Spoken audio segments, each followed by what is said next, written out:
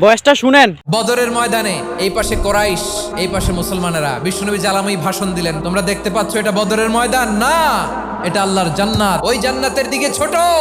বিশ্বনবীর কথা শোনা মাত্র সাইয়েদনা উমাইর ইবনুল হুমাম বললেন বাখ বাখ, মানে চমৎকার। বিশ্বনবী বললেন মা ইয়াহমিলুকা আলা কওলিকা বাখ বাখ ইয়া উমাইর, আমার এই কথা শুনে তুমি কেন বললা বাখ বাখ? ইয়া রাসূলুল্লাহ, আপনার এই কথা শুনে আমি বড্ড খুশি হয়েছি, আর আমি প্রত্যাশা করছি আমি যদি ওই জান্নাতের মালিক হতে পারি তাহলে কতই না ভালো হতো। সুবহানাল্লাহ বলেন। বিশ্বনবী বললেন উমাইর আনতা মিন আহলিহা, তুমি ওই জান্নাতের অধিবাসী, তুমি জান্নাতি। উমাইর চিন্তা করলেন আমি জান্নাতি, নবীর মুখ দিয়ে যখন বেরোইছে ওই জান্নাতে তো আমার ঢুকতেই হবে, কিন্তু হাতে 3টা খেজুর খেয়ে যদি জিহাদের ময়দানে যায় তাহলে জান্নাতে যেতে তো দেরি হয়ে যাবে।